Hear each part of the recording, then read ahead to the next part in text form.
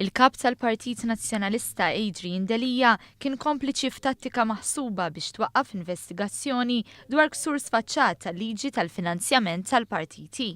Dan intqal f'konferenza tal-aħbarijiet indirizzata mid-deputat Laburista Adrian Delia u l-kap eżekuttiv tal-Partit Laburista Randolph De Battista fl-ewwel reazzjonijiet tagħhom għas-sentenza tal-Qorti li kkonfermat li l-Partit Nazzjonalista tilef il-kawża li fetaħ kontra l-Kummissjoni Elettorali u l-Avukat Ġenerali.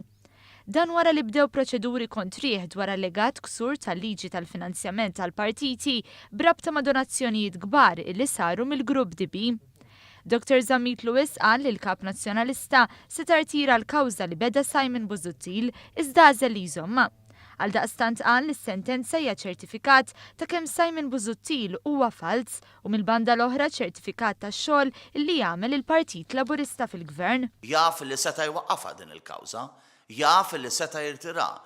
Bajhom mixin il-fatt li ma miliex huwa daħal fiż-żarbun ta' Simon Busuttil. Il-kap eżekuttiv tal-Partit Laburista Randolph De Battista qal li bis-sentenza tagħha il-Qorti waqgħet l-argumenti kollha li jagħmel Simon Busuttil fil-konfront tal-Kummissjoni Elettorali u konfermat li l-attakki li saru kienu inġusti.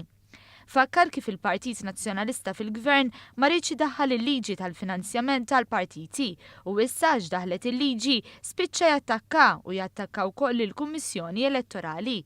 Attakk minn min suppost jemmen fil-governanza u tant jemmen u jipritka fuq governanza tajba. Tant jemnu fil-rule of law, il-Partit Nazzjonalista, illi meta iffaċċjat bliġi tajba illi iddaħħal is-serjetà anke fil-finanzjament tal-partiti politiċi, ippruvaw jiġġieldu l-istituzzjonijiet. Dr. De Battista żied jgħid kif sentenza ta' 147 paġna intwera kif il-Partit Nazzjonalista irid jevita investigazzjoni dwaru illi hija skandlu fin kienu qed jitlu flus għand il-Partit Nazzjonalista biex jitħallsu pagi kontra l-liġi tal-finanzjament tal-partiti.